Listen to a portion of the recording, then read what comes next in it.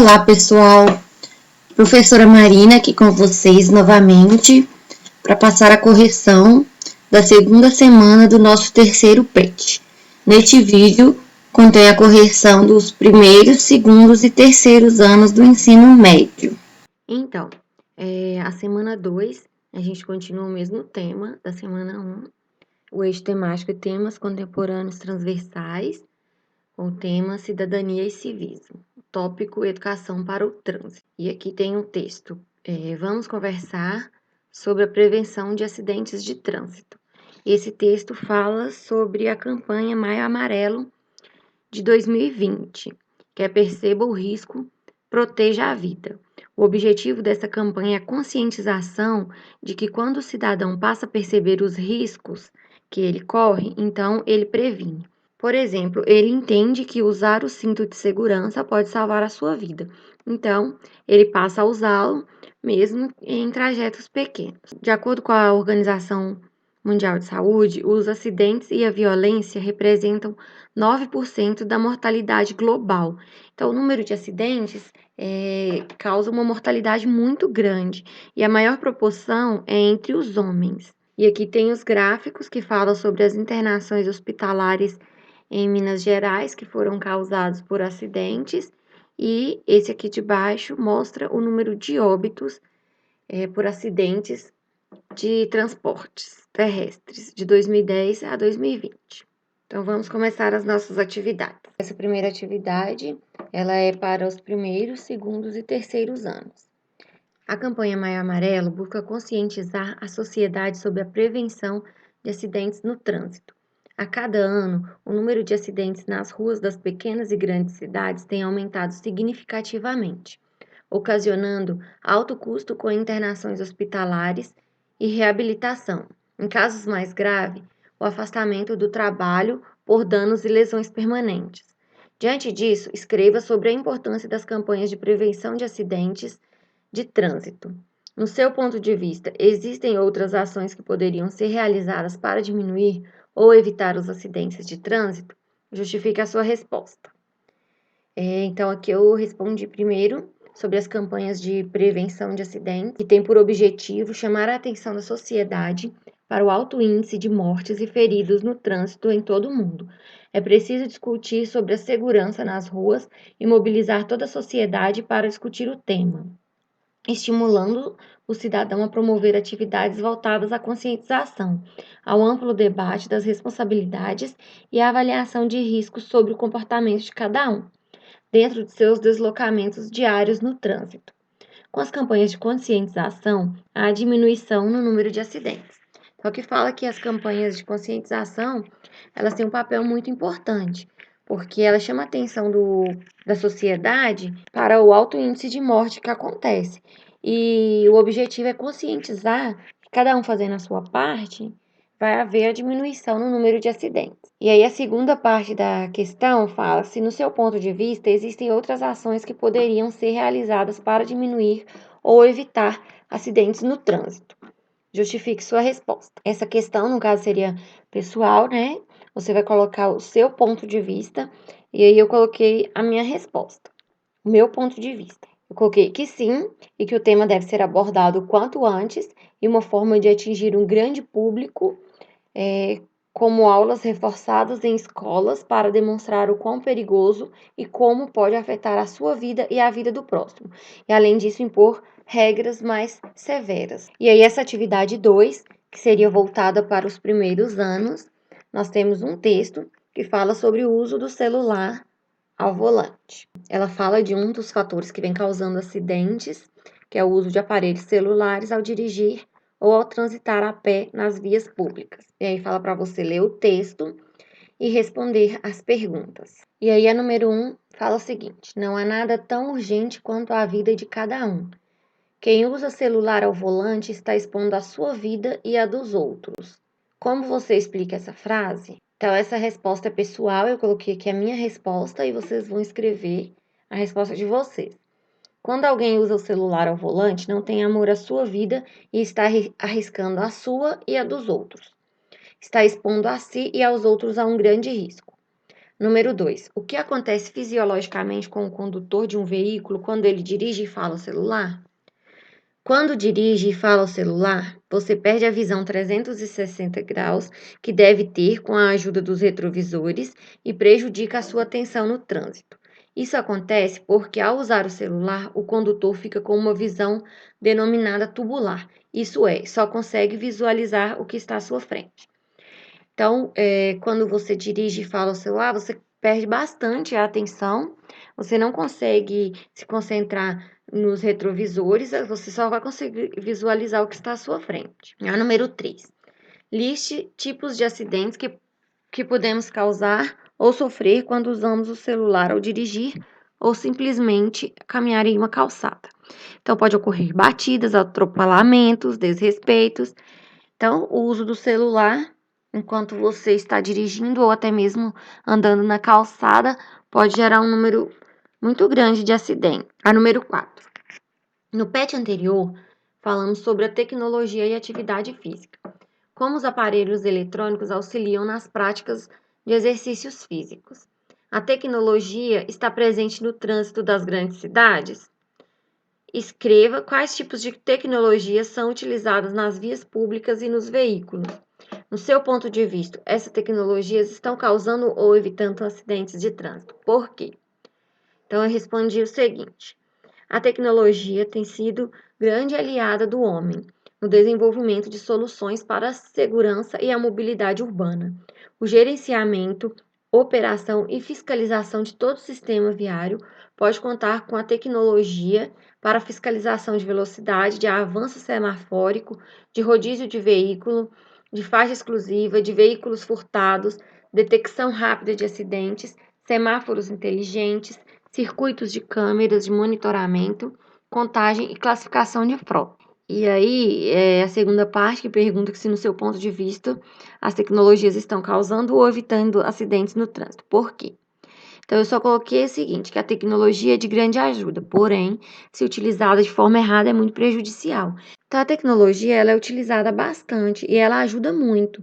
Porém, se você, por exemplo, usar o celular enquanto dirige, ele pode causar um acidente. Então, a tecnologia, ela tem que ser bem utilizada. E aqui nós terminamos a correção do PET do primeiro ano. E essa atividade 2, ela contempla os segundos e terceiros anos. O texto abaixo discute sobre a mortalidade de jovens por acidentes com motocicletas.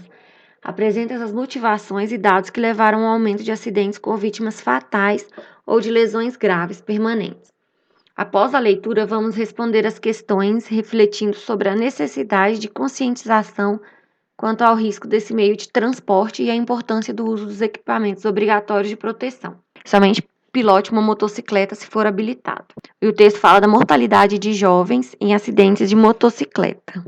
E aí ele fala que a motocicleta ela solucionaria vários problemas, como a facilidade no transporte, fonte de renda, ao fácil financiamento. Mas, por outro lado, tem os impactos negativos, como os elevados custos em vidas humanas. E aí nós temos esse primeiro gráfico, que fala do número de óbitos em acidente de trânsito por idade, e o segundo gráfico, que fala sobre as tendências de mortalidade de pedestres, motociclistas e automobilistas para o ano de 2020. Então, a expansão veicular foi acompanhada pelos trágicos aumentos nos números de acidentes. Será o preço a ser pago pelo progresso? Então, a número 1. Após a análise do gráfico 1, responda. E aí, o gráfico 1 é esse aqui que eu coloquei aqui para vocês. A letra A. Qual a média de idade de vítimas fatais em acidentes causados por motocicleta? Então, eu coloquei aqui, ó, marquei aqui com esse quadrado vermelho, que a média de idade ficou entre 15 e 25 anos. Pode ver que em todos a elevação na curva está entre essa idade. Letra B. Nos casos de acidentes com pedestres e automóveis, em qual faixa etária ocorre o maior número de acidentes? O de automóvel é essa linha amarela e o de pedestre, a linha verde. Então, o de automóveis ficou entre 20 e 30 anos, tá aqui. E pedestre, que você pode ver que aqui entre 20 e 60 anos a curva permaneceu mais ou menos reta. Letra C. Na sua opinião, por qual motivo os jovens estão envolvidos nos maiores números de acidentes de trânsito? Então, vocês vão escrever a opinião de vocês, e aqui eu coloquei que a imprudência, o uso do veículo de forma imprudente e a inconsequência. E a letra D. Após os 40 anos, os números de óbito apresentam uma queda. Em sua opinião, qual o fator envolvido nesse declínio de acidentes? Então, eu coloquei que é maior maturidade e responsabilidade no trânsito. A letra C fala em relação aos jovens. Geralmente, quando se é jovem, não tem tanta responsabilidade e pensa que não vai acontecer, não analisa os riscos. Então, devido a isso, essa imprudência, ocorre um número maior de acidentes. E com o passar do tempo, vai ficando mais velho, aumenta a responsabilidade, já tem uma maior conscientização que pode estar causando um acidente. E aqui é número 2. Após a análise do gráfico 2, responde. Aí o gráfico 2 é esse aqui, que fala das tendências de mortalidade de pedestres, motociclistas e automobilistas para o ano de 2020. E aí nós temos os pedestres com essa linha amarela, motociclistas a linha vermelha e automóvel a linha verde. Descreva o número de óbitos por 100 mil habitantes na década de 2000 por acidentes de pedestre, automóvel e motocicleta. Então, aqui a gente pega aqui no gráfico o ano 2000 e aqui tem os números. Então, pedestre foram 8 em 100 mil, automóvel 4,9 em 100 mil e motocicleta 2,3 em 100 mil. A letra B. Em 20 anos, houve um aumento considerável no número de óbitos por acidente de motocicleta. Descreva os valores. Então, aqui, ó, houve um aumento de óbitos por motocicleta de 2,3 para 12 óbitos por 100 mil habitantes. Então, aqui, ó, vindo de 2000 para 2020, aqui, ó, da motocicleta, saiu de 2,3 para 12 óbitos. Letra C.